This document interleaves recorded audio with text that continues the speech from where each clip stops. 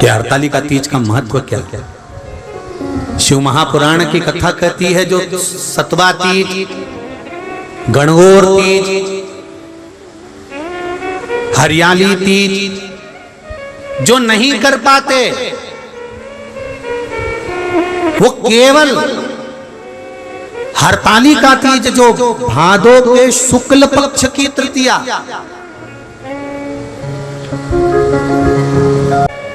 शास्त्र कह रहा है जो कोई तीज का व्रत नहीं कर पाते वो सौभाग्यवती नारी, कुंवारी कन्या, नारी, पुरुष, स्त्री अगर तीज का मात्र फुलेरे का दर्शन कर कर भी अपने व्रत का आनंद पा सकते। अरे भाई, जितने शिवालय हैं, शंकर के मंदिर हैं, जितने शिव के मंदिर हैं, पंडित जी भले रात को मंदिर में जगे ना जगे, रात भर मंदिर खोल के रखें ना रखें, पर मेरा निवेदन शिव महापुराण के स्कंद पुराण के संवाद से है कि हरतालिका तीज के दिन प्रत्येक शिव मंदिर में ऊपर जो जलाधारी लगी होती है उस जलाधारी की जगह फूल पत्ती अवश्य शंकर जी के ऊपर लटकाना चाहिए, शिव जी के ऊपर फुलेरा बांधना चाहिए। उससे क्या होता है, क्या फल मिलता है, उसका क्या लाभ है, वो शिव महापुराण की इस कथा में, हरतालिका शिव महापुराण में वर्णन है कि जो नारी अगर व्रत भी नहीं करती, जो लड़की का विवाह भी नहीं होता, जो बालक का विवाह नहीं होता, किसी कामना से अगर मात्र 7 फुलेरे का दर्शन ही कर लेती है तो 3 महीने के अंदर मंगल विवाह पक्का हो ही जाता। यहां तक वर्णन है शास्त्र। जिस नारी का पति बीमार रहता है, बहुत ज्यादा रोग से ग्रसित होता है, वो भी 7 फुलेरे का दर्शन करना चाहिए। मंदिर के अंदर चले जाओ या किसी के घर में फुलेरा बंधा हो तो दर्शन करने चले जाओ। मंदिर में नहीं जा सकते तो घर घर चले जाओ, पूछ लो फुलेरा तुम्हारे यहाँ बन रहा है क्या, तुम्हारे ढोलक पेटी की आवाज आए, पहुंच जाओ, दर्शन करा, भले अपन ने व्रत करा कि नहीं करा पर फुलेरा का दर्शन जरूर कर। मेरा निवेदन रहेगा कि पूरे जितने शिव मंदिर हैं, आपसे बन सके आपने जिंदगी भर शंकर जी की आराधना करी है, और अगर मंदिर के पुजारी ब्राह्मण जन अगर फुलेरा नहीं बांध सकते तो वहां के ट्रस्टी, वहां के समाजजन, कॉलोनी के रहने वाले, गली मोहल्ले के रहने वालों से निवेदन है कि वहां कोई पूजन करने आए चाहे ना आए, पर शंकर जी के मंदिर में शिवलिंग के ऊपर फुलेरा बंधना चाहिए, जिससे कोई दर्शन कर जाएगा तो उसका अखंड सौभाग्य हो जाएगा। उसके लिए बांधना चाहिए। भले आप रात भर मंदिर नहीं खोलो, आपका मर्जी हो तो खोलो, ना मर्जी हो मत खोलो, फुलेरा बंधा होना चाहिए। और जिन जिन के घर में फुलेरा बनता है, जिन जिन के घर में हरतालिका होती है, बड़े भाग्यशाली हैं साहब। आपके वंश को बढ़ता हुआ कोई नहीं रोक सकता, आपके घर का वंश बढ़ेगा ही, ये निश्चित है। फुलेरा जिसके यहाँ बनता है वो सहज बन सके। शिव मंदिरों में, मंदिरों के अंदर हरतालिका तीज के दिन, वैसे भी तो तुम गणेश जी के दिनों में खूब माइक चलाते हो, खूब बक्से चलाते हो, खूब डब्बे बजाते हो। हरतालिका तीज के दिन बन सके थोड़ा सा भजन कीर्तन, तुम कोई नहीं आए तो तुम बक्से में लगा दो, चोंगा में लगा दो, पर थोड़ा सा कीर्तन। उस दिन मेरा देव अधिदेव महादेव, मेरा शंकर पार्वती जी के लिए सम्मुख में प्रकट हुआ था और पार्वती को अखंड सौभाग्य दिया था शिव जी। वो सहज नहीं है। हरतालिका तीज भादो की वही शुक्ल पक्ष की तृतीया तिथि।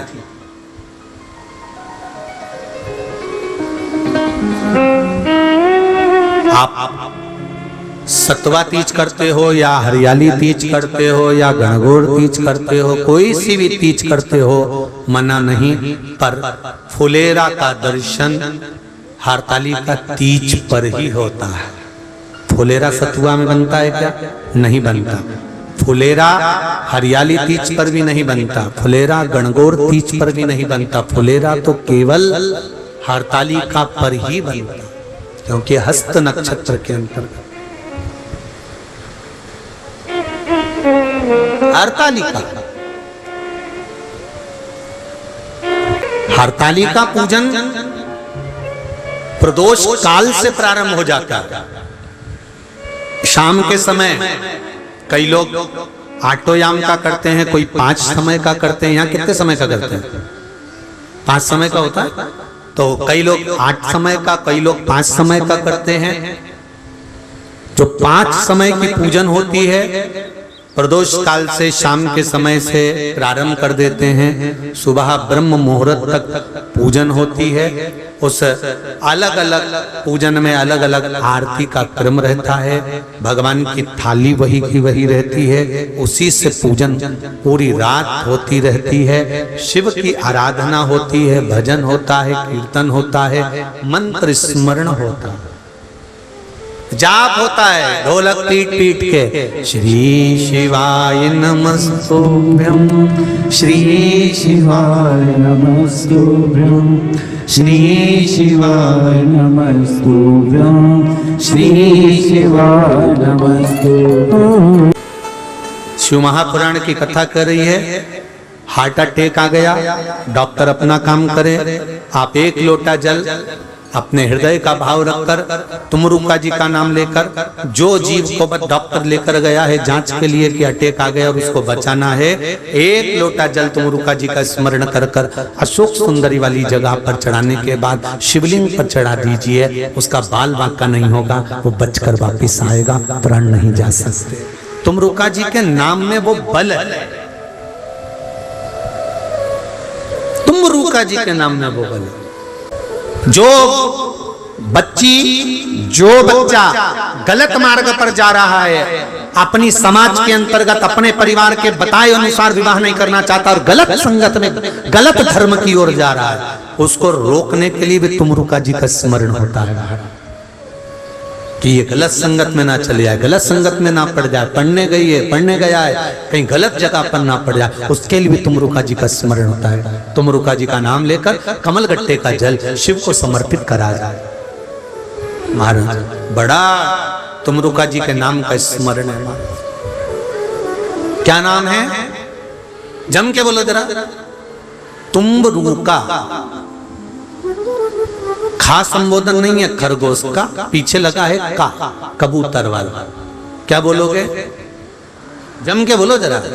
तुमरुका, जिसका केवल नाम ले लेने से गर्भ में अगर बच्चा है और डॉक्टर कराए कि ये उल्टा है और ये बच्चा नाल में फंस गया है, इसका ऑपरेशन होगा, केवल तुमरुका जी का नाम लेकर 7 गुड़ की डली लेकर शिव जी पर से घुमाकर उसको ऑपरेशन के रूम में ले जाएं या उसके बच्चे होने के लिए लेकर जाएं, उससे पहले 1-1 डली उसको हर 15 मिनट में खिलाना प्रारंभ कर दो। ऑपरेशन की जरूरत ही नहीं पड़ेगी, नॉर्मल डिलीवरी ही हो।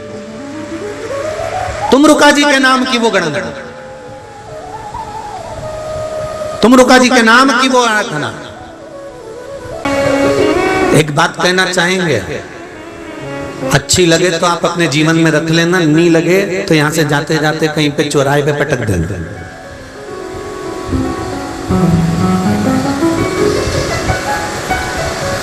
अच्छी लगे तो रख लो।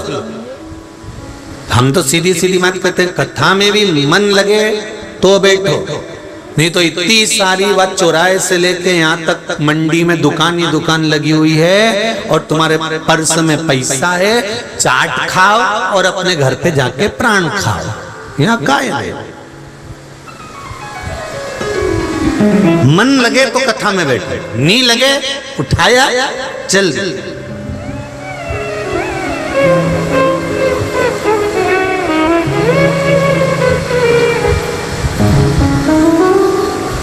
वैसे तो सभी लोग कथा सुनने के लिए आते हैं,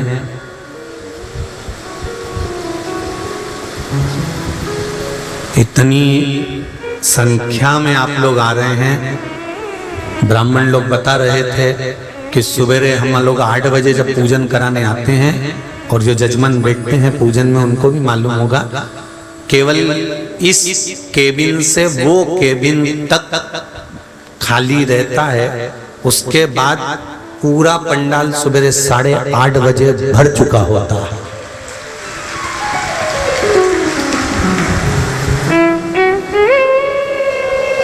अब 8:30 बजे से अपनी जगह संभाल कर बैठना, जरा हिसाब लगाओ जरा। और कथा पूरी हो जाती है सुबह 8:30 बजे। आप तो सो के भी नहीं उठे होंगे, ना मुंडा और चाय पी रहे होंगे, और ये स्नान करके और अपने अपने घर से निकल के गाड़ियां भराकर ट्रेन में भरकर और यहाँ पहुंच जाते हैं। कल एक अखबार की न्यूज देख रहा था मैं, तो उसमें लिखा था कि हिंगोली के रेलवे स्टेशन पर आने वाली अमरावती, जालना, आसपास के नगर से जितनी पैसेंजर ट्रेन आ रही है, उन पैसेंजर ट्रेनों में रेल विभाग ने 2-2 बोगियां बढ़ा दी। उसके लिए रेल विभाग को बहुत बहुत धन्यवाद। इतनी भीड़ हिंगोली में देखकर, हिंगोली के रेलवे स्टेशन पर इतनी भीड़ देखकर रेलवे ने अपनी पैसेंजर ट्रेनों में एक्स्ट्रा बोगियां बढ़ा दी। उसके लिए रेल विभाग को बहुत बहुत धन्यवाद, बहुत बहुत। शिव कृपा।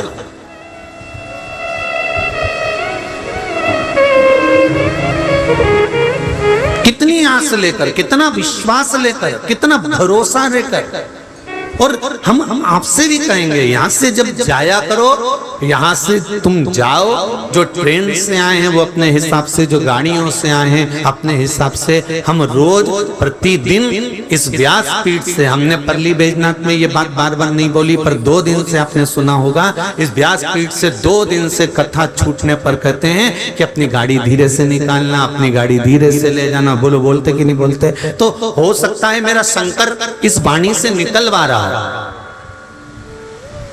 मेरा शिव इस वाणी से निकलवा रहा है। 2 दिन ये बात हमने परली बैजनाथ में एक बार भी नहीं बोली कि अपनी गाड़ी धीरे निकालना, अपनी गाड़ी धीरे चलाना, अपनी गाड़ी को स्लो चलाना, धीरे से निकालना। ये बात हमने परली बैजनाथ की एक दिन भी कथा में नहीं बोली। पर इस व्यासपीठ से पीछे बैठा हुआ मेरा देवाधिदेव महादेव किसी कारण से निकलवा रहा होगा, इसलिए बारंबार 2 दिन से लगातार कह रहे हैं कि अपनी गाड़ी स्लो चलाओ, आराम से निकालो, धीरे से निकालो।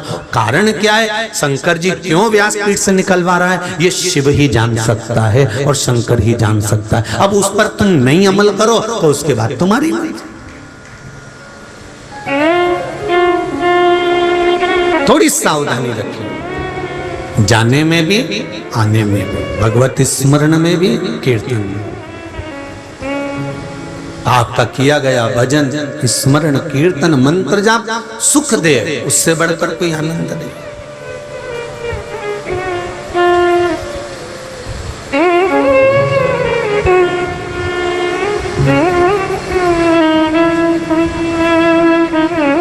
आज कुछ लोग बता रहे थे कि जितनी पब्लिक, जितने भक्त 2 दिन कथा में आए थे, वो 2 दिन के एक साथ आज तीसरे दिन पहुंच गए, इतने इकट्ठे हो। अब व्यवस्था तो व्यवस्था ही है, तो उसको संभालना आपको है, अपने आप को आप संभालना, कोई दूसरा नहीं संभाल।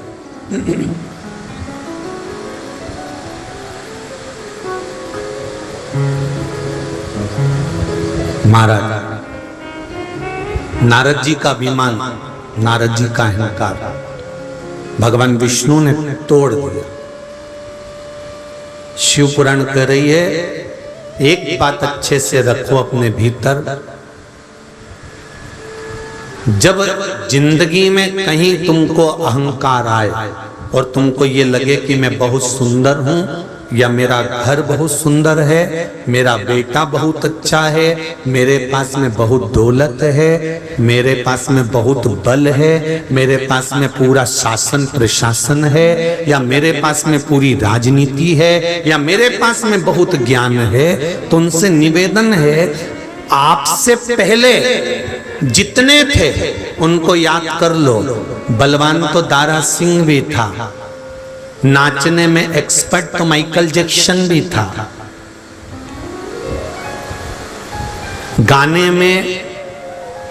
कोकिला कंठ की तो लता मंगेशकर भी थी। जरा हिसाब लगाइए, आप सुंदरता का बखान करें तो आपसे सुंदर ना जाने कितनी ब्यूटी क्वीन निकल चुकी। कितनी आपको अगर अभिमान लगे तो एक बार जरा झांक कर देखना कि जिनके पास में करोड़ों की दौलत थी उनको भी छोड़कर जाना पड़ा है, तो हम किस चीज का अभिमान करें? ये तो सब छूटने वाली है।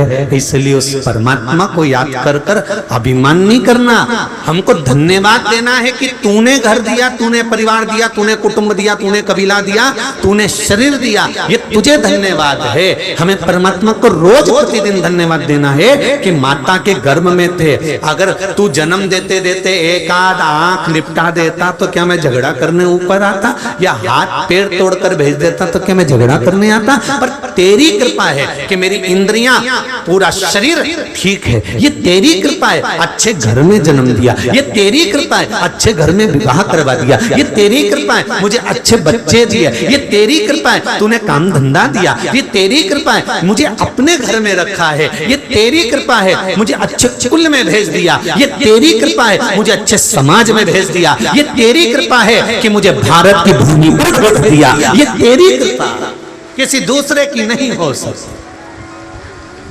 अमेरिका में पैदा हो जाते और मरने के बाद लिखा होता डेड बॉडी एक्सपायर, और उस पे लिखा होता एक्सपायर डेट, इतनी तारीख को मरे। जैसे अपने लिखते हैं ना, कोई मर जाता है तो जन्म तारीख इतनी, मृत्यु तारीख इतनी, नीचे लिख देते हैं उनके फोटो पे कि जिससे याद बनी रहे।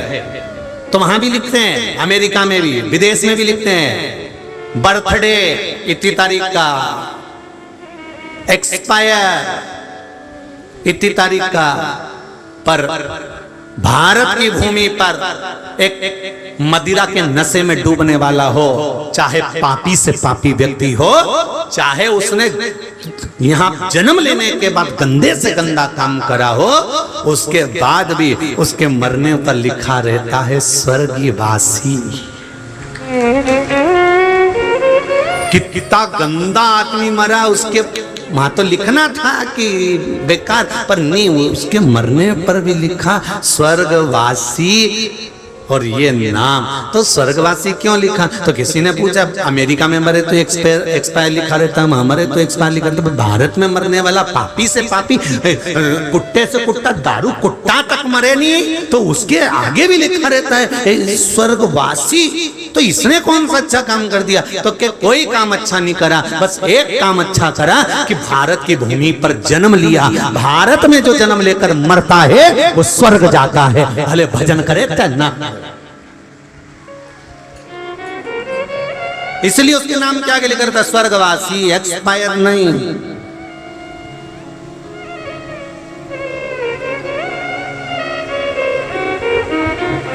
अगर अभिमान आए, थोड़ा सा अहंकार आ जाए, थोड़ी सी अभिमतता आ जाए, थोड़ा धन का वैभव का अभिमान आ जाए, थोड़ी काया का अभिमान आ जाए, तो देख लेना दूसरों को भी एक बार क्या स्थिति है वो अच्छे से देख लेना। या फिर जो पुराने पहले के जो हीरो हीरोइन हैं कितने सुंदर दिखते थे, अब उनको देखना कुर्सी पे बिठाने के लिए भी तो आदमी उठा के धरते। पहले उनको बत्ती सी फंसाना पड़ती है तब कुछ बोल पाते हैं। जरा विचार करिएगा कि किस बात का अहंकार कर कर बैठे हो, किस अभिमतता में जी रहे हो, किस अहंकार में जी रहे हो। अगर मीराबाई से पूछा, मीराबाई तू किस बात का अभिमान करती है? मीरा कहती है मेरो एक बड़ोरे अभिमान की मेरा गुरु समर्थ है।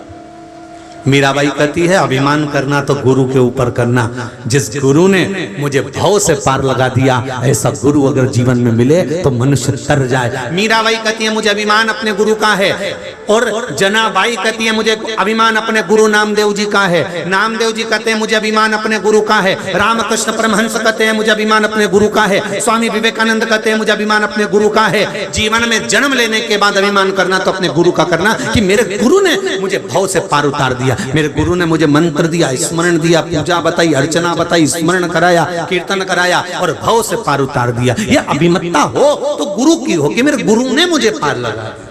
मेरी नहीं कि मेरे पास गाड़ी है, मेरे पास बंगला है तो मेरे अनुसार गुरु जी चलेंगे। नहीं नहीं नहीं नहीं, हम गुरु के अनुसार चलेंगे।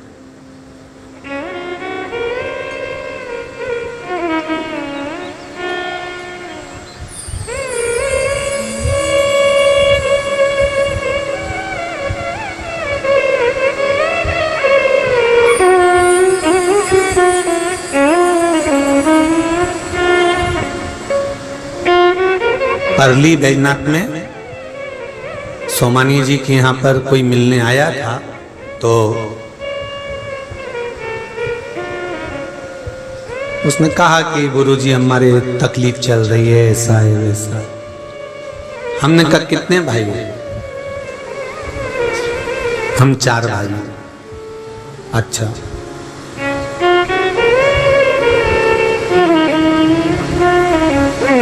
सब एक साथ रहते हैं कि अलग अलग रहते हैं? सब अलग अलग रहते हैं। अच्छा,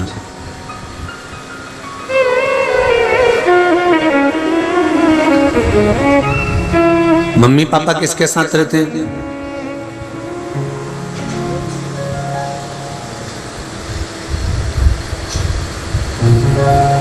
हमने प्रश्न किया मम्मी पापा किसके साथ रहते हैं? उस उत्तर को सुनोगे तो शायद आपकी खुशी का ठिकाना नहीं रहेगा। मम्मी पापा 4 में से किसके पास रहते हैं? तो वो लड़का कहता है मैं मम्मी पापा के पास रहता हूं।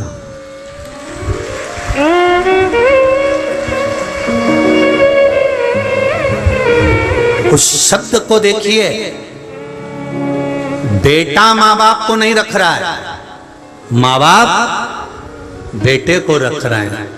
घर में बुजुर्ग माता पिता जब तक रहें तब तक तुम्हारे मुख पर यह शब्द नहीं आना चाहिए कि मैं अपने माँ बाप को रख रहा हूं। नहीं, मेरे माँ बाप ने मुझे पाल पोस कर बड़ा करा, वो मुझे रख रहे हैं। ये सारी उनकी स्माइल की दौलत है, ये सारी उनकी स्माइल की दौलत है। घर में बुजुर्ग स्माइल देता है तो बेटे की 4 मंजिल की बिल्डिंग खड़ी हो जाती है। घर में बुजुर्ग स्माइल देता है तो बेटे की गाड़ी आ जाती है। घर में बुजुर्ग स्माइल देता है तो बहू की संतान से गोद भर जाती है। घर में बुजुर्ग स्माइल देता है तो घर में खुशियां आ जाती है। और जिस घर में बुजुर्ग की आंखों में आंसू आ जाते हैं उसको नष्ट होने में ज्यादा साल नहीं लगते, नीचे आ जाता है, डाउन।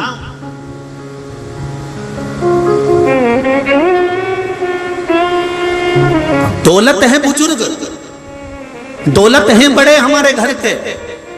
कई लोग कहते हैं हमारी मम्मी पक्षपात करती है, हमारे पिताजी पक्षपात करते हैं, वो हमको अपशब्द कहते हैं, वो हमको गाली देते हैं। पक्षपात करते हैं ना, हो सकता है सोने को जितना तपाया जाता है उतना निखार आता है। सुनार उसको कूटता है, पीटता है, तपाता है, फूकनी से फूक मारकर उसको जलाता है, काला तक कर देता है। पर सुनार को मालूम है कि मैं अभी पीटूंगा, अभी मारूंगा, अभी इसको तारूंगा, जब ये बिकेगा बाजार में तो इसकी कीमत बढ़ जाएगी। एक मार्बल का टुकड़ा मंदिर में फर्श में लगता है, तुम्हारे यहीं के मंदिर में जाकर देखना, कहीं के भी पत्थर में भी मार्बल, पांव के नीचे भी मार्बल लगा है। और जो मूर्ति भगवान नारायण की, लक्ष्मी की, विष्णु की, दत्त की जो मूर्ति सामने है वो भी मार्बल की है। बोलो सही है कि गलत है? मार्बल जमीन में भी लगा, मार्बल मूर्ति में भी लगा। एक ही मार्बल, एक ही खदान का, एक ही दुकान का, जमीन में भी लगा है और मंदिर में भी रखा है। बस अंतर इतना था, मार्बल जब खदान में से निकलता है तो प्रत्येक मूर्ति बनाना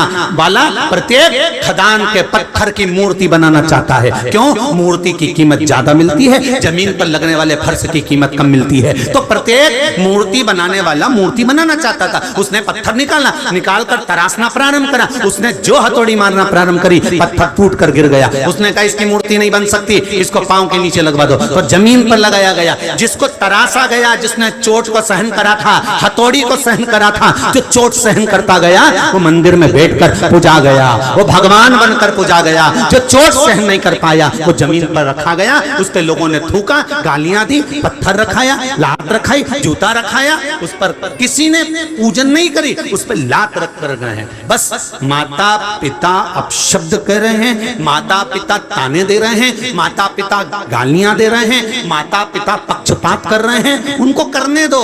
हो सकता है वो तुमको तपाएंगे, इतना तपाएंगे, इतना तपाएंगे कि सोने जैसा निखार देंगे। आज नहीं तो कल तुम खुद देखना, जिसको माता पिता ने अपनी वसीयत दी थी वो रो रहा होगा, और जिसको माता पिता ने नसीहत दी थी वो उन्नति पर चढ़ रहा होगा। जिसको वसीयत दी थी उसका लड़का फूल गया, अरे पापा दादी ने मुझे बंगला दे दिया, अरे पापा दादाजी ने मुझे ये दे दिया। पैसा पैसा देख के छोरे ने डब्बा खेल लिया, शेयर मार्केट में लगा दिया, दोस्तों के साथ जुए में बैठ गया, मांसाहार में बैठ गया, वेश्यावृत्ति में बैठ गया, सारा नाश मिला दिया। जिसको वसीयत मिली थी वो आज भी रो रहे हैं, और जिनको नसीहत मिली थी वो आज खुशी की जिंदगी जी रहे हैं, क्योंकि उनकी औलाद को कुछ नहीं मिला पर संस्कार। दादी की सेवा करना, पापा दादी तो मुझे पूछती तक नहीं, कोई बात नहीं, पानी पिला करा, दवाई दे करा, जा डॉक्टर को दिखाया। पापा तो ताऊ जी का लड़का भी तो है, उसके पास तो गाड़ी है, अपन क्यों जा? बेटा माँ है ना, दादी है ना, अपने पास कुछ नहीं ना, जा साइकिल पे बिठा कर ले जा, जा गोदी में उठा कर ले जा, जा दादी को दिखा करा, जा दादाजी का हाथ पकड़ कर जा। उसने इनको नसीहत दी है, और वो नसीहत इतनी फली कि ऐसी मंडी में उनका व्यापार आज भी चल रहा होगा। जिनको नसीहत मिली वो आज भी ठाठ से जी रहा होगा, और जिनको वसीयत मिली, प्रॉपर्टी मिली, जमीन मिली, जायदाद मिली, मालूम पड़े कर्जे में इतने लदालू हो गए कि सब बेच कर जाना पड़ा होगा, दूसरे गांव में जाकर शिफ्ट होना पड़ा होगा। अंतर है नसीहत और वसीयत में। थोड़ा जरूर तुम्हें सियोर वाले महाराज की बात बुरी लगती होगी, लग जाए, उसमें कोई दिक्कत वाली बात नहीं है। अगली बार हिंगोली मत बुलाना, हम जबरदस्ती आ जाएंगे, उसमें कोई टेंशन नहीं, उसमें चिंता मत करो। पर सुधार के थोड़ी बहुत तो अपनी जिंदगी में, वो कहते हैं ना 300 ग्राम खाना खाओ तो 30 बूंद खून बनता है। कितना? जम के बोलो, 30 बूंद खून। 200 ग्राम खाना खाओगे 20 बूंद खून बनता है। तो कहा इतना सारा खाया था, वो गया कहाँ? तो कि जो खाया था वो तो भ्रष्टा में चले गया, वो तो गंदगी में चले गया। बचा कितना? कि 30 बूंद खून बचा, 30 बूंद खून बचा। अब 30 बूंद खून में से भी 1 बूंद खून तुम्हें ताकत देता है, जिससे तुम्हें एनर्जी मिलती है और तुम चल फिर सकते हो। तो 300 ग्राम खाने से 30 बूंद खून बना, 30 बूंद खून से 1 बूंद ताकत बनी, और वो ताकत तुमको चलाती है। उसी तरह 3 घंटे की कथा में से 3 मिनट की कथा समझ आई। 3 मिनट की कथा में से 1 मिनट की भी अगर यहां लग गई तो जिंदगी सवर गई, बस हो गया कल्याण। 1 मिनट की भी अगर लग गई बस बहुत। लगन तुमसे लगा बैठे जो होगा देखा जाए। 1 मिनट की भी अगर लग गई तो बहुत बहुत।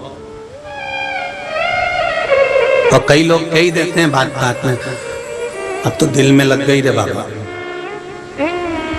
जब भाइयों का झगड़ा हो या परिवार में झगड़ा हो तो कहते हैं हमारे दिल में लग गई, अब तो मैं बिल्कुल बात ही नहीं करूंगा। क्यों रे? तुम्हारी दिल में लगे तो तुम बात बंद कर दो। यहाँ इतनी पत्थर मार के तो तुम क्यों नहीं फिर भजन कर लो?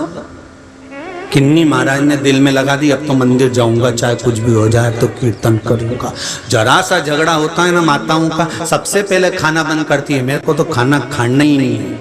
और शिव पुराण कहती है जितना झगड़ा हो उतनी रोटी ज्यादा खाओ, क्योंकि एनर्जी भी तो चाहिए झगड़ने के लिए। बोल तो जरा, तो बल कहां से लाओगे? इसलिए झगड़ा जितना ज्यादा हो, रोटी, नारियल पानी, सूप, जूस अच्छे से पियो।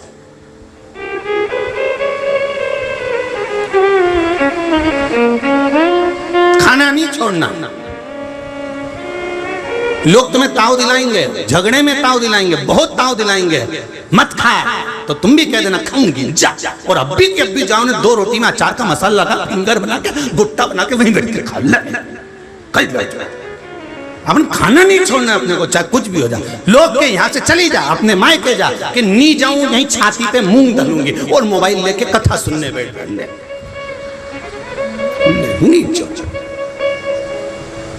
क्यों जाए?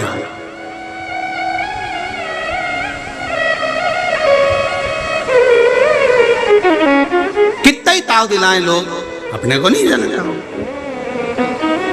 अपने को तो भजन, देव ऋषि नारद का अभिमान इतना हो गया था कि देव ऋषि नारद को भगवान विष्णु ने अभिमान को तोड़ दिया। वही नारद ने पार्वती जी को ज्ञान उपदेश दिया था, वही नारद जी ने बाल्यावस्था में नारद जी ने पार्वती को ज्ञान दिया था, समझाया था पार्वती अगर हिमालय राज तुम्हारी बेटी शिव की आराधना करेगी तो शंकर इसको मिल जाएंगे।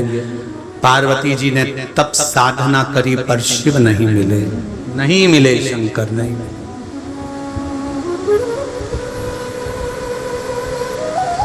बहुत तप करा माता पार्वती ने, बहुत साधना करी। शंकर भगवान मगर बनकर आए, साधु बनकर आए, ऋषि बनकर आए। शिवजी ने बारंबार परीक्षा ली पर पार्वती जी के सम्मुख में शिव नहीं आए, प्रकट नहीं।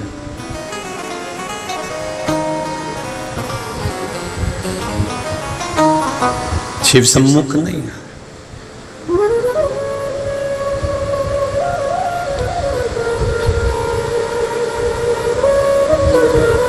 हृदय चित्त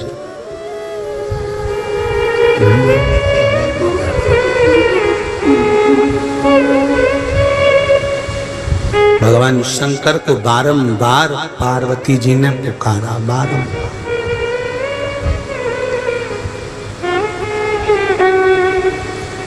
बारंबार।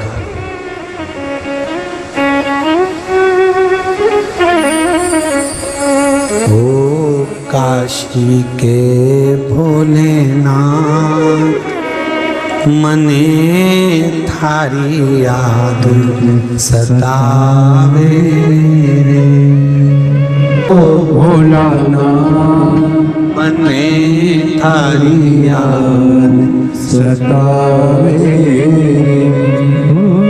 भगवान शिव से किया गया निवेदन, अनुमोदन, प्रार्थना चित्त को आनंद प्रदान करने वाला। चित्त से, आनंद से भगवान की भक्ति जो करी जाती है उसका सुख ही दूसरा। शिव महापुराण के मूल मंत्र का स्मरण करेंगे, बाबा से अपने दिल की बात कहेंगे। पहले भी कथा में कहा, जब शिव महापुराण का मूल मंत्र श्री शिवाय नमस्तुभ्यं बोला जाए, आप भी बाबा से कहकर अपने दिल की बात उससे कह दो कि मेरा ये बाबा भाव है, आप पूर्ण करिए, सुनेगा। श्री शिवाय नमस्तुभ्यं, श्री शिवाय नमस्तुभ्यं, श्री शिवाय नमस्तुभ्यं, श्री शिवाय नमस्तुभ्यं, श्री शिवाय नमस्तुभ्यं। भोला सदुख काटो माया, ओ भोला सब दुख काटो माया। शिव शंकर जपो तेरी माला, भोले बाबा जपो तेरी माला। भोला सब दुख काटो माया, ओ भोला सब दुख काटो। भगवान से अपने हृदय की बात कहें कि बाबा स्वयं देवऋषि नारद के कहने पर जो पार्वती जी तप साधना में लगी थी, शिव को प्राप्त नहीं कर सकी, तब नारद जी ने पार्वती जी को जाकर देखा कि इतना घोर तप करने पर तो भगवान प्रकट हो जाना चाहिए, फिर ये प्रकट क्यों नहीं होता?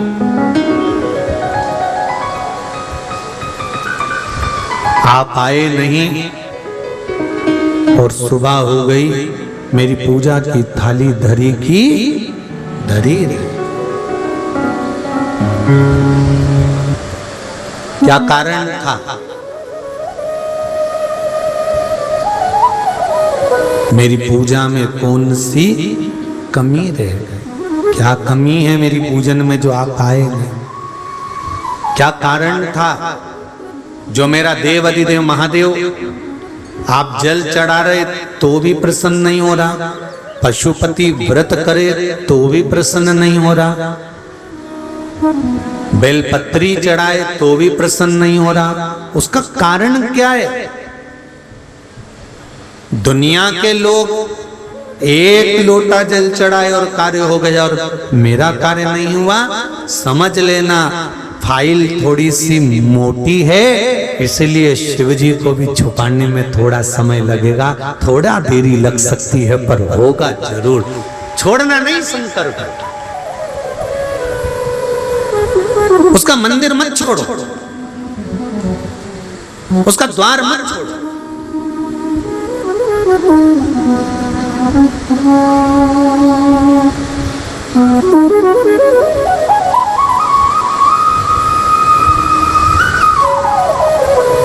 और जब मंदिर और द्वार नहीं छूटेगा, तेरे मंदिर में आना मेरा काम है और मेरी बिगड़ी बनाना तेरा काम है। हमने उसका द्वार नहीं छोड़ा, हमने उसका मंदिर नहीं छोड़ा, तो वो सुनेगा जरूर, निश्चित है सुनेगा।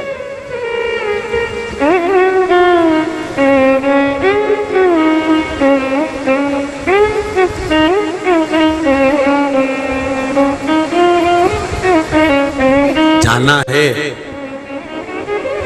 देवऋषि नारद को लगा कि आखिर कारण क्या है। नारद जी पार्वती जी को देखकर तुरंत वहां से सीधे ब्रह्मा जी के पास गए, क्योंकि जब मन में कोई भाव उत्पन्न हो, मन में यदि कोई तकलीफ उत्पन्न हो, मंदिर में मन के अंदर अगर कोई कष्ट उत्पन्न हो रहा है, मन के अंदर कोई भाव उत्पन्न हो रहा है, तो सबसे पहले अपने माता पिता से जाकर कर।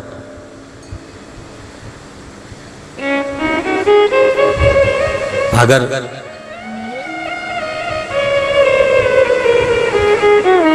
वैज्ञानिक मंगल पर जीवन ढूंढ रहे हैं, क्या ढूंढ रहे हैं? बोलो बोलो, जम के बोलो जरा। मंगल पर जीवन ढूंढ रहे हैं, और शिव पुराण कहती है, शंकर की कथा कहती है कि जीवन में मंगल ढूंढ लो, इससे बढ़कर दुनिया का कोई सुख नहीं। मंगल पर तुम कब जाओगे, कब रहोगे और कब तुम्हारा जीवन जियोगे? प्लाट खरीदोगे और फेंसिंग कराओगे और वाटर कूलर लगाओगे और एसी लगाओगे, इसका पता नहीं है।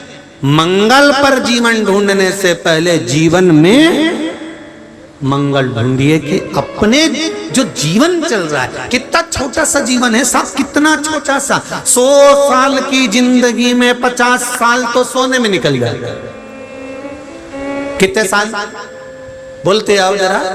100 साल की जिंदगी में 50 साल सोने में निकल गए।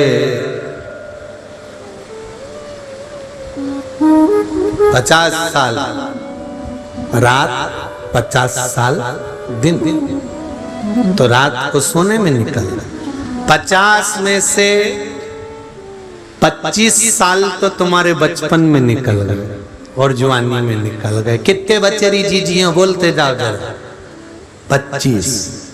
25 में से 10 साल या 15 साल तुम्हारे विवाह हुआ तो घूमना फिरना एंजॉय करना, 10-15 साल दुकान व्यापार व्यवसाय में निकल गए। 15 साल निकल गए, कितना बचा? 10 साल। 10 साल में भी 5 साल तो तुमने छोरा छोरी की शादी करना है, मकान बनाना है, दुकान लेना है, थोड़ा एक आध प्लाट ले लें, मंगल कार्यालय डाल देंगे, एक आध मंडी में दुकान ले लें, 5 साल इसमें निकल। बचे कितने? 5 साल।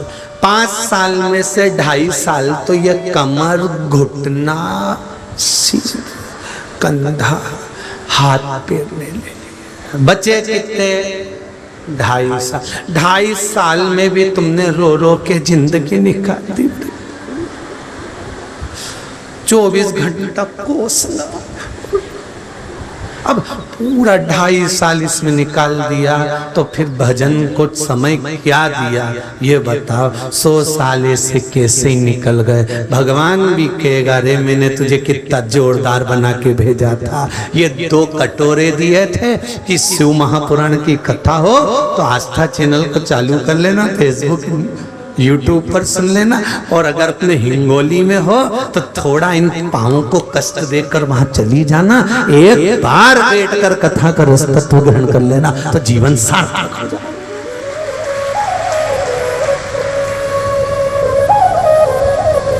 आज कथा में हमारे वो सूरत वाले सोमानी जी भी पहुंचे होंगे। कहाँ बैठे दिखे? अच्छा पीछे हो गया। जहां तक कथा में कई शिव महापुराण की कथा आप ऑनलाइन करवा चुके हैं, कई कथाएं करवा चुके हैं। सोमानी सूरत से हैं, कपड़ों की फैक्ट्रियां हैं बाबा की कृपा से, और दोनों पति पत्नी का नियम है कि कहीं अगर कथा हो रही है 1 दिन 2 दिन के लिए बाबा की कथा, तो हम इनसे पूछते हैं तुम्हारी इतनी फैक्ट्रियां और फैक्ट्री को चला कौन रहा है? तो गुरुजी आप ही ने तो कहा बाबा चलाता रहता है। तो कई बार तो पूरा की पूरा 2 ही बेटे, बहुए, पोता पोती सब कथा में आके बैठ जाते हैं और फैक्ट्री भोलेनाथ जी चलाते रहते हैं। तो ये तो शिव की उपासना है। शिव ये शंकर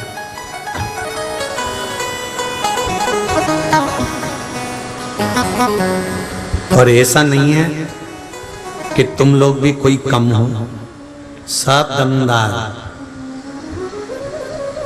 पर एक निवेदन है, केवल धन के दमदार मत रहना, थोड़ा भजन की दमदारी भी होना चाहिए, सत्संग की दमदारी भी होना चाहिए, कीर्तन की भी होना चाहिए, मंत्र जाप की भी होना चाहिए। मैंने तेरे ही भरोसे, मैंने तेरे ही भरोसे, हवा बिच उड़ती जावांगी, बाबा डोर हटो छटीला में कटी जावांगी। धन की दमदारी ना रखें, थोड़ा मन की भजन की दमदारी भी रखें। परिवार से प्रेम रखो, मना नहीं है, पर उनके साथ प्रेम रखते रखते मेरे देवाधिदेव महादेव से भी प्रेम रखो। कितना भी प्रेम परिवार वालों से कर लेना, तुम्हारे मरने के बाद परिवार के लोग जो तुम्हें चाहते हैं, तुम्हारे मरने के बाद हाथ जरूर धोएंगे। मर गए, छुआ हाथ धो, छुआ पाँव धो, शमशान से आयो नहाओ, कपड़े पटक दो पानी में, बाहर खड़े रहो, 1 बाल्टी पानी डालूंगी, फिर अंदर आना। मर गए, जो अपने थे बाजू में ही रहते थे, छोरा छोरी भी गोदी में खेलते थे, मरते इतने विचित्र हो जाएंगे कि तुमको हाथ भी लगाएंगे तो धोएंगे। परिवार के लोग तुम्हारे मरने पर हाथ लगाएंगे तो धोएंगे। केवल एक देव अधिदेव महादेव ऐसा होगा, मेरा शिव।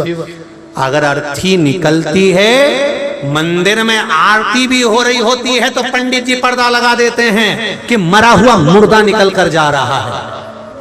अगर अर्थी निकलती है तो पंडित जी दरवाजा बंद कर देते हैं कि मुर्दा निकल कर जा रहा है।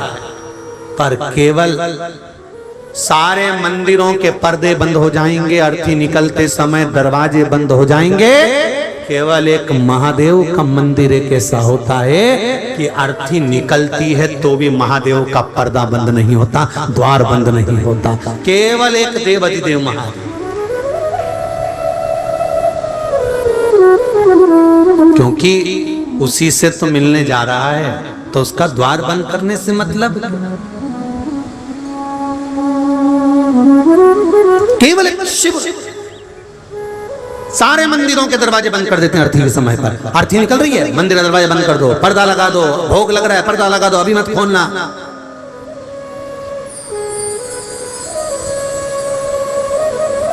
किसी ने पूछ लिया एक बार, कथा थी गुलबर्गा में, मारवाड़ी महिला मंडल कथा करवाई थी। उसमें एक माता ने पूछ लिया, गुरुजी तुम कहते हो कि अर्थी निकलती है तो दरवाजा पर्दा लगा दिया जाता है, तो कायदे से तो अर्थी निकल रही है, तो भगवान को तो दरवाजा, तो अर्थी ले जाने वाले थोड़ी अर्थी नीचे कर लेते हैं, मंदिर देख कर स्लो कर लेते हैं, पंडित जी दरवाजा खोलेंगे दर्शन हो जाएगा, आखिरी दर्शन भी करा दो। कोई भजनावली होगा तो, और कोई पक्का सिंदूर चढ़ा हुआ बेहरू होगा।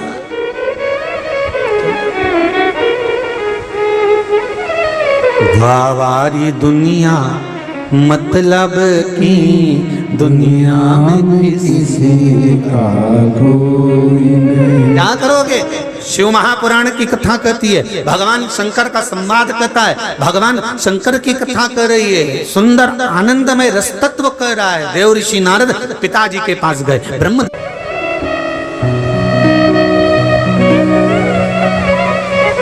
महाराज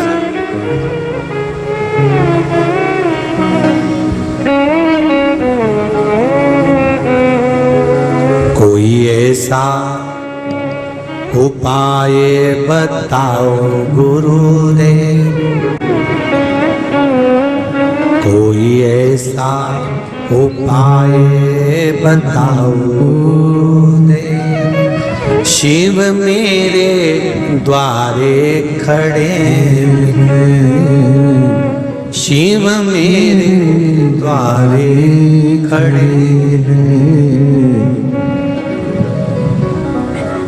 भगवान शंकर मेरे दरवाजे पर न आए, इसका कोई उपाय।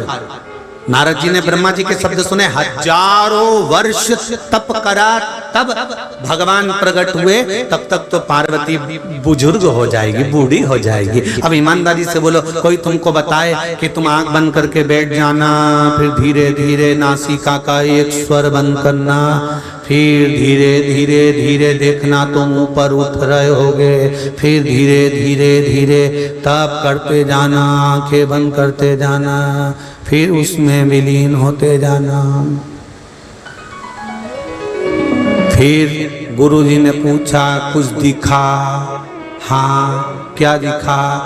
फ्रिज में 3 दिन पुराना केक और पेटिस रखा हुआ है। गुरुजी बोले रहने दे, तप नहीं होगा। आंख बंद करने पे भी पेटिस नजर आए तो काहे का तप हो जाए।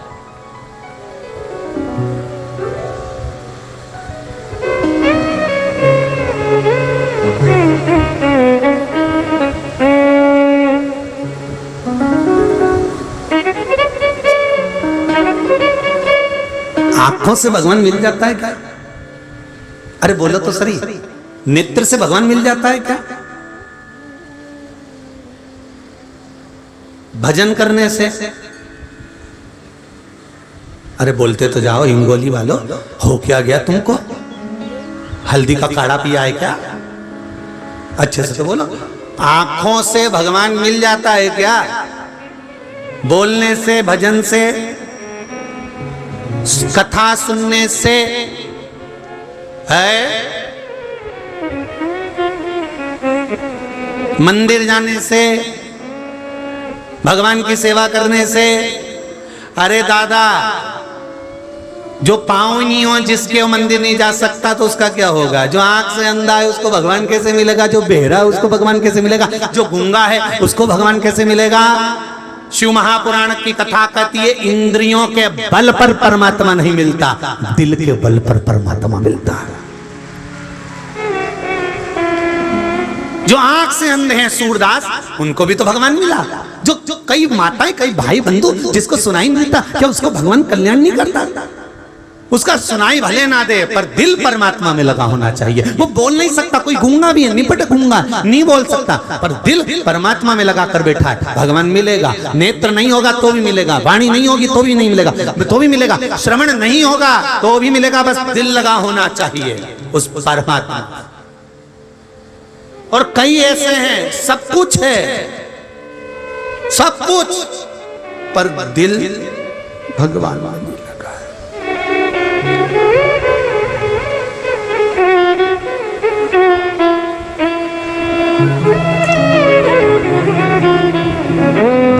थोड़ा एक बात का बुरा लग सकता है, बोल दूं क्या? पक्का संभाल लेना तुम, ठीक है? जो मंदिर में ट्रस्टी होते हैं ना, जितने भी आस्था चैनल पर जितने सुन रहे हो, फेसबुक यूट्यूब पर जितने सुन रहे हो, और हिंगोली में जितने सुन रहे हो, मंदिर में जितने ट्रस्टी होते हैं ना, इनको आय और व्यय से मतलब होता है, इनको कागजों से मतलब होता है, इनको कौन काम कर रहा है नहीं कर रहा है इससे मतलब होता है, पर यह कभी दिल से अपना ट्रस्टी का पद हटाकर मंदिर में भगवान को दिल लगा बैठते, तो इनको ट्रस्टी बनने की जरूरत ही नहीं पड़ती। भगवान क्या बनाता वही जान सकता, ये दिल नहीं लगा पाए। बहुत दूर दूर से लोग दर्शन करने आ रहे हैं इस गांव में, इस नगर में, इस शहर में, और वहां के ट्रस्टी सुबह से उठ के मंजन करके मुंडा धो के भगवान के पास भी नहीं जा रहे, सीधे कुर्सी पे जाके बैठते हैं। भगवान हम तो रोज दर्शन कर लेते हैं, हम रोज, कोई आता है वीआईपी तो उसके साथ तो जाना पड़ता है, वो तो तुम्हें मुंह दिखाने जाना पड़ता है, अपने दिल से कब गया?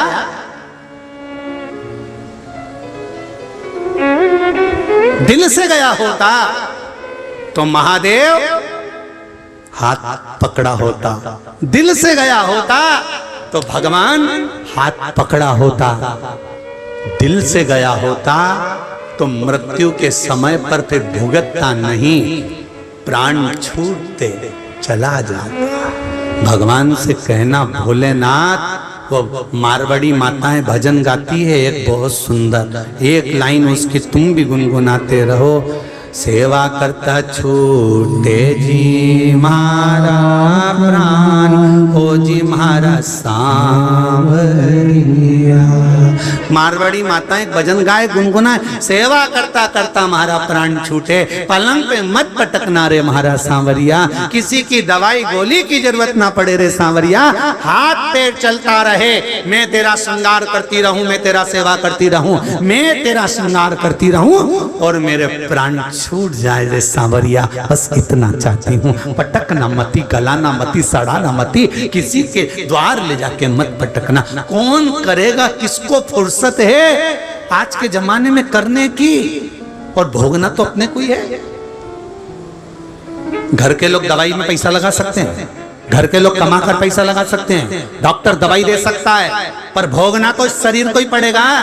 इसलिए है सांवरिया ऐसी कृपा करना कि मुझे पटकना मती, चलता फिरता छूटे जी महारा प्राण, ओ जी महारा हमें मत पटकना।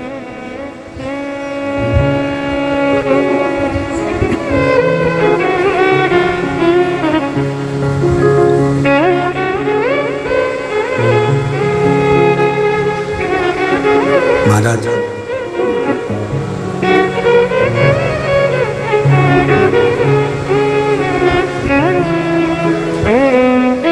एक बार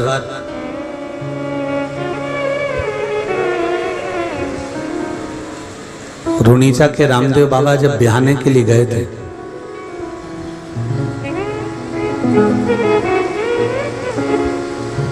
और रुनीचा के रामदेव बाबा जब बिहाने के लिए गए तो उन्होंने अपनी भाभी माँ से प्रश्न किया, भाभी माँ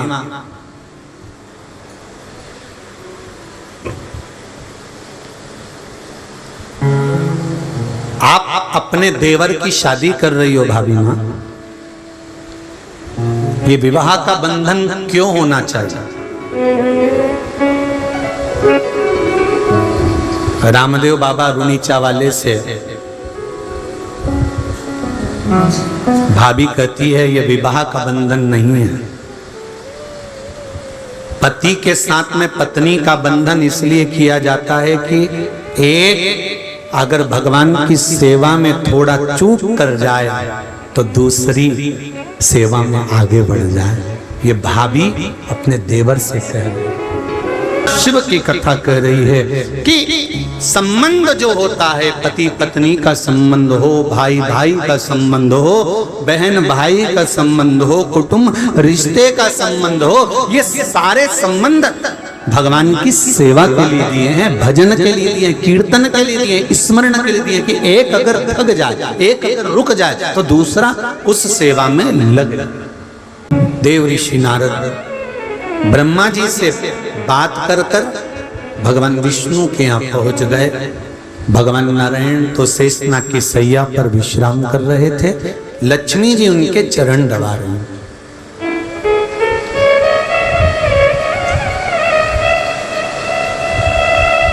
ये झांकी का दर्शन केवल भगवान विष्णु के स्वरूप में ही होता है। हालांकि भगवान की ये झांकी सीख देती है कि पति परमेश्वर की सेवा करना चाहिए। चरण कभी कभी दबा दिया करो, गला नहीं, चरण कभी लगे।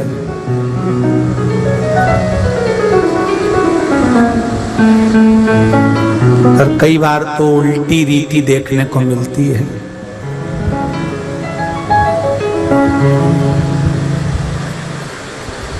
एक बार हैदराबाद में कथा थी, शमशेरगंज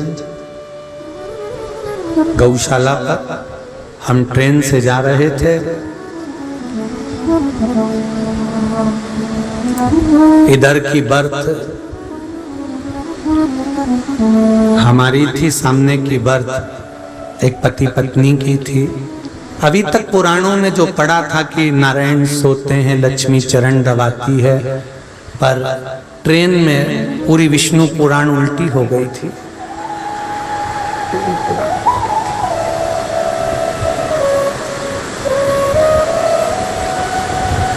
वो सो रही थी नारायण।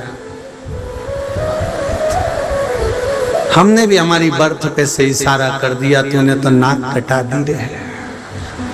तो वो एक हाथ से बोला क्या करूं, मैंने कहा दबा दे। इतने में तो उसने इशारे में उसका मुंह कांच की ओर था, दर्पण जम के दबाओ, फिर भी जम के दबाओ। अब बड़ा विचित्र विचित्र लोक है, संसार है, पर शिव पुराण कह रही है भगवान विष्णु के चरण माता लक्ष्मी दबा रही है। और भगवान देव ऋषि नारद वहां पहुंच गए। उन्होंने प्रश्न किया भगवान से कि प्रभु आपको पाने का सबसे सुंदर तरीका कौन सा है? भगवान विष्णु ने कहा साधना। ब्रह्मा जी बोले थे तप, और भगवान विष्णु क्या बोले हैं? साधना। साधना करना।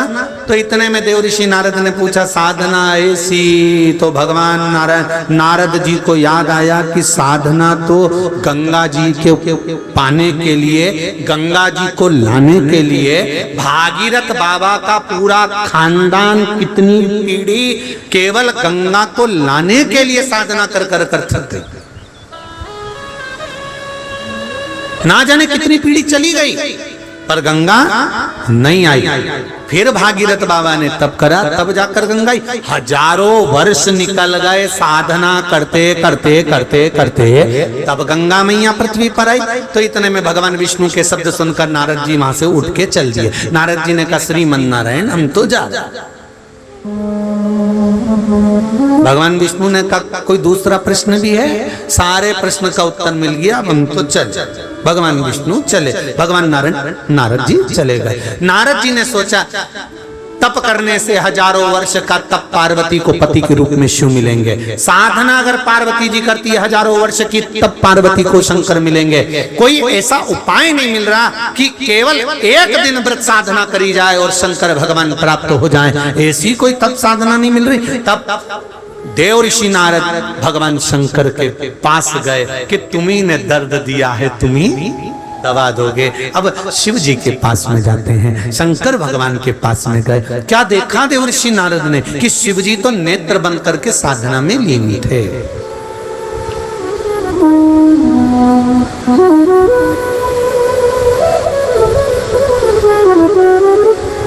वो धुनी रमाए बैठा है,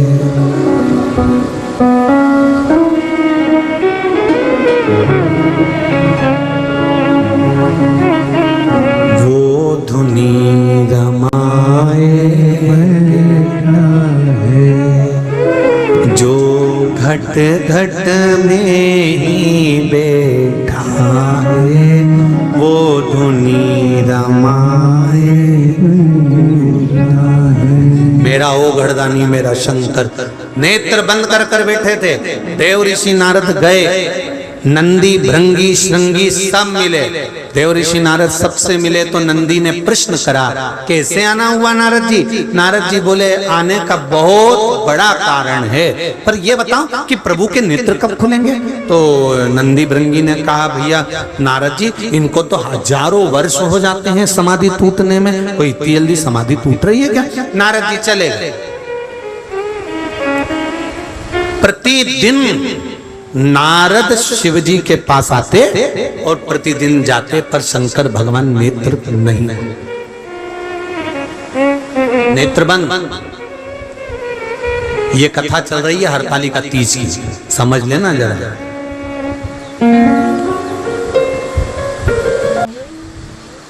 ये शिव पुराण की कथा कह रही है, देव ऋषि नारद रोज जा रहे, रोज आ रहे, रोज जा रहे, रोज आ रहे, प्रतिदिन का नियम है महाराज। देव ऋषि नारद शंकर जी को पहुंचते मिलते नहीं। कई समय निकल गया, कई वर्ष निकल गए, पर देव ऋषि नारद जब जब आए तब तब शंकर भगवान नेत्र बंद कर कर मिले। आज देव ऋषि नारद खड़े थे, इतनी देर में तुमरुका जी का आगमन हो गया।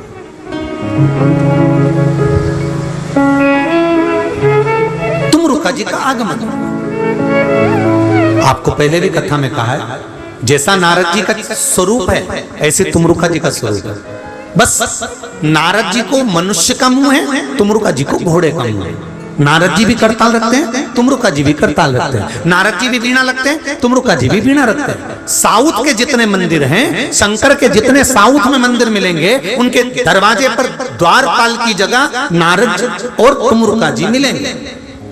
आप लोगों ने कई बार दरवाजे पर दर्शन करा होगा कि एक तरफ नारद जी खड़े, दूसरी तरफ घोड़े का मुंह लगाए हुए, बीणा पकड़े हुए, करताल पकड़े हुए कोई खड़ा है। आपको भले नहीं मालूम है, परंतु उसका दर्शन करना वो तुमरुका जी हैं, शंकर के भगत, शिव के उपासक महाराज। देव ऋषि नारद क्या देखते हैं कि इतने दिनों से शंकर जी ने नेत्र नहीं खोले, और आज तुमरुका जी आए, और तुमरुका जी आते से ही शंकर भगवान की जैसे जय घोष करा, हर हर महादेव, जैसे ही बोला, बोलते से ही शंकर भगवान के नेत्र खुल गए।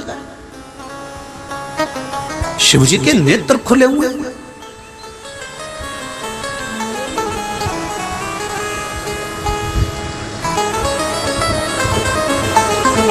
शंकर भगवान के नेत्र खुले हुए। देखा, शंकर भगवान ने नेत्र खोलते से ही पूछा, तुमरुका जी कैसे आना हुआ? रिटर्न बढ़ा, तुमरुका जी कैसे आना हुआ? कैसे आए हो तुमरुका जी? तुमरुका जी ने हाथ जोड़कर निवेदन करा, बस प्रभु आपका दर्शन करना था, बहुत दिन हो गए थे, दर्शन नहीं मिल रहा था, इसलिए आया। दर्शन किया, तुमरुका जी चले गए। देव ऋषि नारद ने शंकर भगवान को प्रणाम कर कर कहा एक बात समझ में नहीं आई मेरे ओघड़दानी। शिव जी पूछे क्या? मैं रोज आया तुमने नेत्र नहीं खोले। तुम रुका जी आते से ही हर हर महादेव बोले और तुमने नेत्र खोल दिए।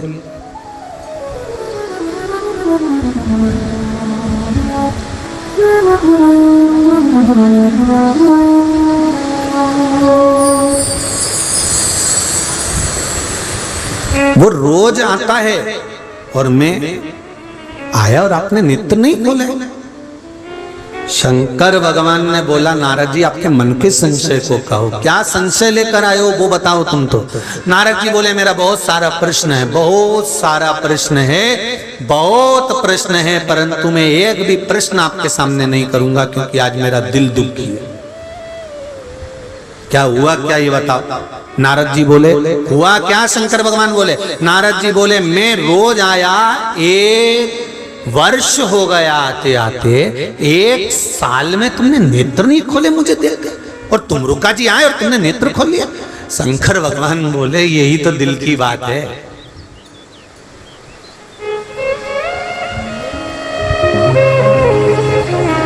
जो रात को 9 बजे सो जाता है, जब दिल लग जाता है ना तो 1 बजे तक भी नींद नहीं आती है। फिर मोबाइल पे जब तक बात ना हो, वो एक गीत बोलते हो ना, आ बैठ मेरे पास तुझे देखता रहूं, ना मैं कुछ कहूं ना तू कुछ कहे। बस शिव जी कहते हैं जिसने मुझसे हृदय लगा लिया, जिसने मुझसे दिल लगा लिया, शंकर जी कहते हैं फिर वो मेरे पास आता है। तो शिव जी कहते हैं उसको मेरे पास आकर दर्शन करने की जरूरत नहीं पड़ती, जो प्रतिदिन मेरा दर्शन करने आता है। शंकर भगवान कहते हैं जो प्रतिदिन मेरे दरवाजे पर पहुंचता है, दिल लगाकर पहुंचता है, कोई प्रश्न नहीं, कोई संवाद नहीं, केवल दर्शन के लिए पहुंचता है। शिव कहते हैं उसको दर्शन करने के लिए आने की जरूरत नहीं पड़ती। जब वो आता है तो शिव कहते हैं मैं उसका दर्शन करता हूं, वो मेरा दर्शन नहीं करता, मैं दर्शन। तो मुरुका जी शंकर भगवान का दर्शन नहीं करते, दर्शन कौन करता है? शंकर भगवान तुमरुका जी का दर्शन करता। प्रभु शिव जी को नमन करा। अब देवऋषि नारद यहाँ रुके ही नहीं, हमारे यहाँ यही बात बड़े सुंदर ढंग से कही, बहुत सुंदर ढंग से बोली, भगत के वश में। इसी बात को कहा ना, तुमरुका जी शंकर जी का भजन करते हैं और शंकर जी का भजन करते हैं तो तुमरुका जी को पकड़ लो तो शिव अपने आप कार्य करेंगे। भगत के वश में भगत बिना ये कुछ भी नहीं है, अरे भगत हैं इनके प्राण, भगत के वश में है भगवान। अब नारद जी शंकर जी के पास नहीं गए, ब्रह्मा जी के पास नहीं गए, इंद्र के पास नहीं गए, विष्णु जी के पास नहीं गए, कहीं नहीं गए। नारद जी सीधे तुमरुका जी के पास गए। तुमरुका जी बैठे हुए थे, पार्थिव शिवलिंग का निर्माण कर रहे थे। तुमरुका जी बालू का रेत का शिवलिंग बना रहे थे, मिट्टी का शिवलिंग बना रहे थे, और मिट्टी का शिवलिंग वो भी केल का पत्ता, केले का पत्ता नीचे, उसके ऊपर शिवलिंग का निर्माण कर रहे हैं। और शिवलिंग का निर्माण कर कर ऊपर उन्होंने देखा कि एक सुंदर बांस की टोकनी लगाई है, उस पे मालाएं लटकाई गई है, सुंदर सुंदर श्रृंगार किया गया है, जिसके नीचे एक सुंदर सा पाटा है, पाटे के अंदर एक सुंदर सी थाल है, थाल के अंदर सुंदर केले का पत्ता रखा हुआ है, उस केले के पत्ते के ऊपर एक सुंदर शिवलिंग का निर्माण कर रहे हैं। तो तुमरुका जी से पूछ लिया देव ऋषि नारद ने, ये आप क्या कर रहे हो? ये क्या हो रहा है, क्या कर रहे हो? तुमरुका जी ने कहा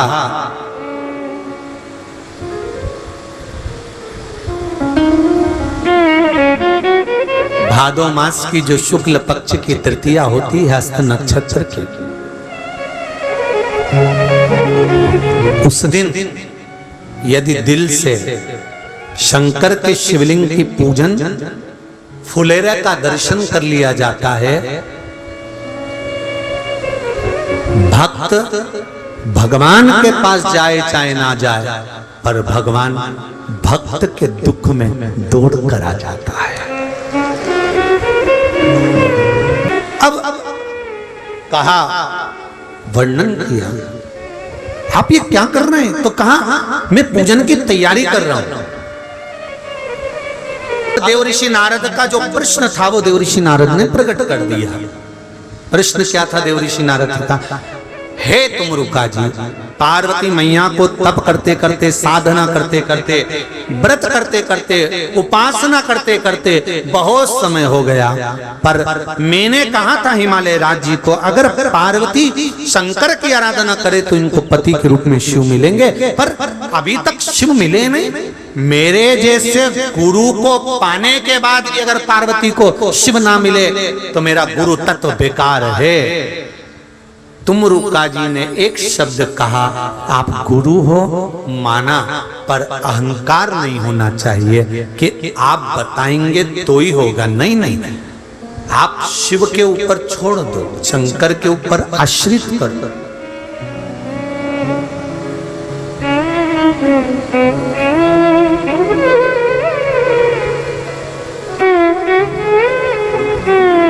हमने इतनी शिव पुराण की कथा आप लोगों ने श्रवण करी होगी, पर इस व्यासपीठ से कभी हमने ये नहीं कहा होगा कि आप हमारे पास आना तो हम आपका ये रोग मिटा देंगे, आप हमारे पास आना तो हम आपकी ये तकलीफ मिटा देंगे। ना तो हमको मंत्र आता, ना हमको विद्या आती, ना हम तंत्र जानते, ना मंत्र जानते, ना साधना जानते, ना हमको छूछा करना आता, ना हमको कोई दिखावा करना आता। हम तो एक बात जानते हैं जो पुराणों में लिखा है, शास्त्रों में लिखा है कि दुख केवल परमात्मा ही काट सकता। आप उसके दरवाजे जाते रहोगे, एक लोटा जल चढ़ाते रहोगे, या पुराण का कोई उपाय आपने कर लिया और शिव जी के मंदिर में जाकर, हमने ये नहीं कहा कि आप हमारे पास में आओ तो हम दुख मिटेगा, आप हमारे पास पहुंचो तो नहीं नहीं, आप बिल्कुल मत आओ। इसलिए आपने देखा होगा कई बार आप लोगों ने अग्रवाल जी को भी फोन करा होगा, क्यों अग्रवाल जी, गुरु जी से कम मिलना होगा, तो वो कह रहे हमसे ही नहीं मिले दादा 3 दिन हो गए। पूछ लो आप इनसे, माता जी मिले आपसे? ये जितने बैठे हैं इनसे पूछना, अपने कक्ष से नीचे के कक्ष में भी नहीं आते, पूछो अगर आते हो। अपना कक्ष और उस कक्ष में भगवत स्मरण, हमारा कल्लू की सेवा, शंकर जी का मूल मंत्र का स्मरण, शालिग्राम जी की सेवा, शिव जी का स्मरण, बस ये चलता रहता है। ब्राह्मण लोग आ जाते हैं, कीर्तन हो जाता है, कुछ साधना हो जाए, अपने अपना भजन करा। पर इनसे भी मिलना नहीं हुआ कि इनने हमसे पूछ लिया हो कि महाराज कैसे, और हमने इनसे पूछ लिया हो क्यों जजमान कैसे, तो ना तो हम इनसे मिले, और ये आते भी हो तो हमको नहीं मालूम हमारा भगवान का भजन भला। हम नहीं कहते कि तुम हमारे पास में, हम तो तुमसे कहते हैं बिल्कुल जाओ शंकर के पास,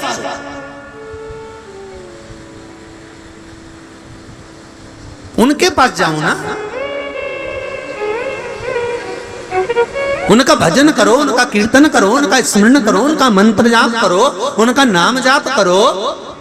जब राम जी महाराज के ऊपर दुख आया, उन्होंने शिवलिंग की पूजन करी, तब जाकर सीता को पाया। दुख आया, शंकर जी ने हरा। भगवान कृष्ण की 16,108 रानियां जब संतान नहीं हुई, तब शंकर जी की आराधना करी, एक एक रानी से 11 संतान हुई, 1,77,186 बच्चे हुए शिव की कृपा से। जब वो शंकर के पास गए, जब नारायण के ऊपर श्राप लग गया लक्ष्मी जी का, तब उन्होंने शिव की आराधना करी। इंद्र को श्राप लगा, तब शिव की आराधना करी। चंद्र को श्राप लगा ससुर का, तो शिव की आराधना करी। राहु को लगा तो शिव की आराधना करी। बृहस्पति को लगा तो शिव की आराधना करी। सारे ग्रह, सारे नक्षत्र, सारी घड़ियां, पल सब शंकर का अनुमोदन करते हैं। तो हम कैसे कह सकते हैं कि तुम हमारे पास आओ, हमारे सामने बैठो? आप तो शिव मंदिर जाओ, जो आपके नगर में, आपकी कॉलोनी में, आपके मोहल्ले में, आपके क्षेत्र में, जो आपके पास में शंकर का मंदिर हो, वहां जाना चालू कर दो। वो आपका दुख मिटाना प्रारंभ करते हैं। देवर्षि नारद ने कहा कि मैंने इतना उपाय बताया पर ये हुआ क्यों नहीं, कारण क्या है, क्या हुआ। और तुमरुका जी आप थोड़ा सा भी वर्णन करे और हो जाए, कई लोगों को थोड़ी सी ईर्ष्या जागृत हो जाती है। ऐसा है क्या शिव पुराण में कि बेलपत्ती खाओ तो शुगर और बीपी लेवल हो जाता है, पानी पियो तो दुख मिट जाता है, रुद्राक्ष का जल पियो तो कैंसर और किडनी लीवर का जो रोग है वो समाप्त हो जाता है, ऐसा है क्या। कल हमको आशीष बोल रहा था कि गुरुजी बहुत लोगों के फोन आते हैं, बहुत लोगों को रोग बीमारी है, अपने यहाँ का रुद्राक्ष अपन कब बांटेंगे। तो हमने कहा अभी विचार करेंगे और बताएंगे, एक आध कथा में आपको बता देंगे, ऐसा कोई टेंशन वाली बात नहीं है कि एक आध कथा में तो सूचना दे देंगे आपको। अब जल्दी से जल्दी ऐसा व्यवस्था कर कर कि आपको वहाँ पर आए तो पेट भर भोजन मिल जाए, आराम से आप लोग वहाँ रुक कर रुद्राक्ष लेकर अपने घर चले जाए, ऐसी व्यवस्था जमा कर। ज्यादा से ज्यादा हुआ तो श्राद्ध पक्ष में जो सालासर जी में कथा है ना, शायद 5 दिन की कथा है सालासर बालाजी में, 5 दिन की है ना, तो 12 तारीख से शायद सालासर बालाजी में कथा रहेगी 5 दिन की। तो प्रयास करेंगे उसी में ऐसी सूचना आपको मिल जाए या श्राद्ध पक्ष में ऐसी सूचना मिल जाए कि रुद्राक्ष आपको प्राप्त। तो हम प्रयास पूरा कर रहे हैं, ऐसा नहीं कि नहीं करें, आप लोगों के लिए पूर्ण प्रयास करेंगे, जितना जल्दी हो सकेगा उसमें आपको सूचना में। पर सूचना आपको व्यासपीठ से मिलेगी। हमारे यहाँ रुद्राक्ष ना पैसे से मिलता है ना किसी तरह, जो भी मिलेगा रुद्राक्ष वो आपको निशुल्क बाबा के द्वार में आओ, कंकर शंकर पे। ना हम कोरियर करते हैं, ना भेजते हैं, और ना हम बांटने के लिए किसी को देते हैं कि कोई संस्था को दे दिया वो बांट देगी या उसको दे दो तो उनके समाज में बढ़ जाएगा। हमारे यहाँ से कोई रुद्राक्ष किसी संस्था को या समाज को नहीं दिया जाता कि तुम बांटना। हमारे यहाँ तो कंकर शंकर पर आओ, उसकी कंकर शंकर की भूमि में चप्पल उतार कर एक कंकर भी तुम्हारे शरीर में लग गया, एक रुद्राक्ष लेकर जाओ, फिर बाबा का प्रसाद बनकर वो आपके जीवन का कल्याण करे। यही भाव जागृत हो। शिव कथा कर रही, तुमरुका जी ने कह दिया पार्वती जी को शिव जी नहीं मिले, एक काम करो पार्वती जी से कह दो उन्होंने जितने जितने जन्म लिए हैं सारे जन्म में उन्होंने तप करा, साधना करी, उपास करा, व्रत करा, पर उन जन्म में उन्होंने हरताली का तीज का व्रत नहीं किया।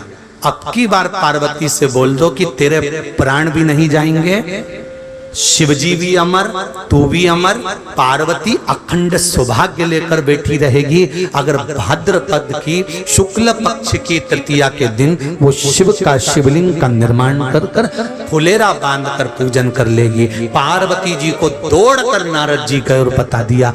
जैसे ही पार्वती ने सुना, 3 दिन, 4 दिन, 5 दिन, 8 दिन, 15 दिन, 20 दिन, 1-2 महीने पहले पार्वती जी वहां से निकल गई।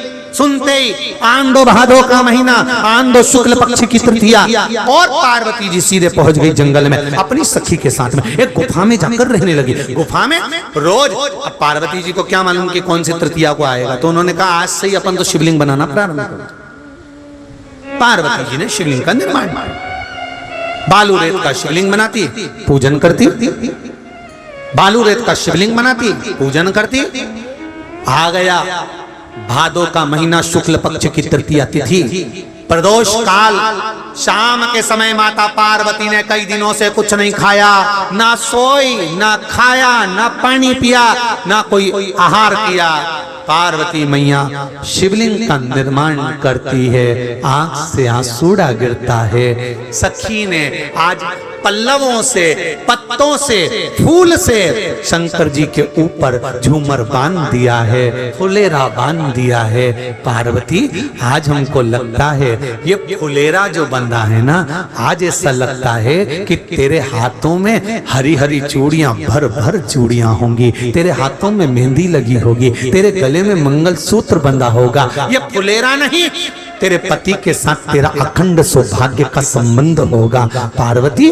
और उस फुलेरा के नीचे बैठकर माता पार्वती जी ने शिव जी की आराधना, रात भर माता पार्वती शंकर जी की पूजन करती है, शिव की आराधना करती है, बालू रेत के बने हुए शिवलिंग का, मट्टी के बने हुए शिवलिंग का पूजन करती है। ब्रह्म मुहूर्त होता है, पिताजी को भान होता है, पार्वती को लेने के लिए आते हैं और पार्वती को लेकर जाते हैं। तब पार्वती जी का विवाह शिव जी के साथ में पक्का हो जाता है और पार्वती का मंगल विवाह हो रहा, मंगल विवाह। शिव पार्वती का सुंदर मंगल विवाह हो रहा है। पधार रहे हैं, जोरदार ताली बजाकर स्वागत करें शिव पार्वती के मंगल विवाह का आनंद। कल कथा में सुनेंगे फुलेरा दूज में, हरतालिका तीज में, हरतालिका तीज पर शंकर जी के ऊपर जो फुलेरा आता है उसमें फूल पत्तियां कैसे लगाना चाहिए, कौन से भाग चौकोर गोल किस तरह से फुलोरा बांधना चाहिए।